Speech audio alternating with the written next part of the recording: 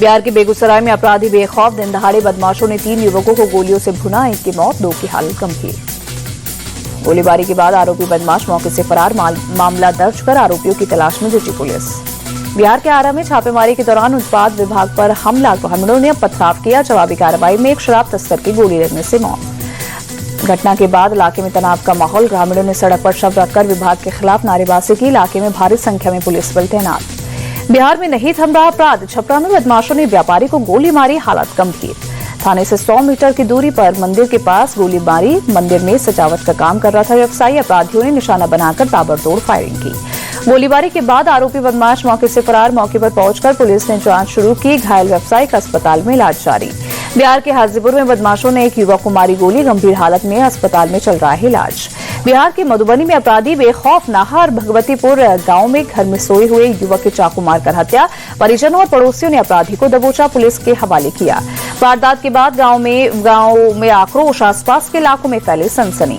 पटना से 21 किलोमीटर दूर गौरीचक में बदमाशों ने एक बाइक मैकेनिक को मारी गोली, अस्पताल में कराया गया भर्ती। वारदात का वीडियो आया सामने।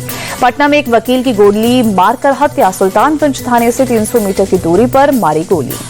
बिहार के समस्तीपुर में 14 साल के लड़के की गला रेतकर हत्या, जमीन विवाद में हत्या का शक। बिहार में लॉ एंड ऑर्डर पर प्रशांत किशोर का नीतीश पर अटैक, कहा अचेत अवस्था में है सीएम, उगाही मंत्री और अधिकारी चला रहे हैं सरकार।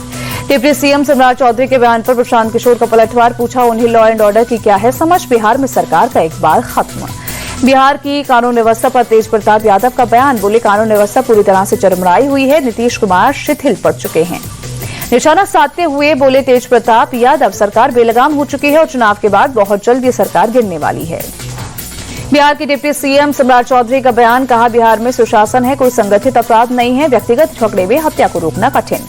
दिल्ली में आज बिहार कांग्रेस की अहम बैठक, नेता प्रतिपक्ष राहुल गांधी और कांग्रेस अध्यक्ष मल्लिकार्जुन खड़गे होंगे शामिल। महागठबंधन के साथ मिलकर चुनावी रणनीतियों पर होगी बात।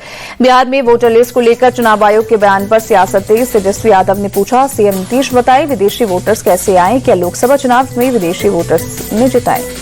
चुनाव आयोग पर सवाल उठाते हुए तेजस्वी यादव ने विवादित बयान दिया। सूत्रों के हवाले से खबर पर कसा तंज। धर्मांतरण मामले में गिरफ्तार झांगुरू बाबा से पूछताछ में बड़ा खुलासा। सूत्रों के मुताबिक बाबा बड़े पैमाने पर देश भर में धर्मांतरण करवाने के लिए कर रहा था काम। सूत्रों के अनुसार झांगुरू बाबा ने धर्मांतरण के लिए देश भर में 3000 अनुयायी मैदान में उतारे थे। यूपी, महाराष्ट्र, बंगाल, कर्नाटक और तमिलनाडु तक फैला था गिरोह। मुस्लिम आबादी को बढ़ाने की मिशन पर काम कर रहा था झांगुरू बाबा। बेटे महबूब को पूरा अभियान का बनाया था लीडर। गिरोह के लोग हिंदू बनकर हिंदू लड़कियों को प्रेम जाल में फंसाते थे। आईएसआई के भी संपर्क में था झांगुर का गिरोह। झांगुर बाबा पर पीड़ित महिलाओं का बड़ा खुलासा, कहा झांगुर के गुर्गे जान से मारने की धमकी दे रहे हैं। पीड़िता बोली, हिंदू महिलाओं को फंसाने के पैसे दिए जाते थे। धर्मांतरण के लिए मुस्लिम लड़कों को भारी रकम दी जाती थी। कांवड़ यात्रा के सुचारू संचालन को लेकर सीएम योगी आदित्यनाथ ने उच्च स्तरीय बैठक की, अधिकारियों को जरूरी निर्देश दिए, कहा यात्रा शांतिपूर्ण और व्यवस्थित हो।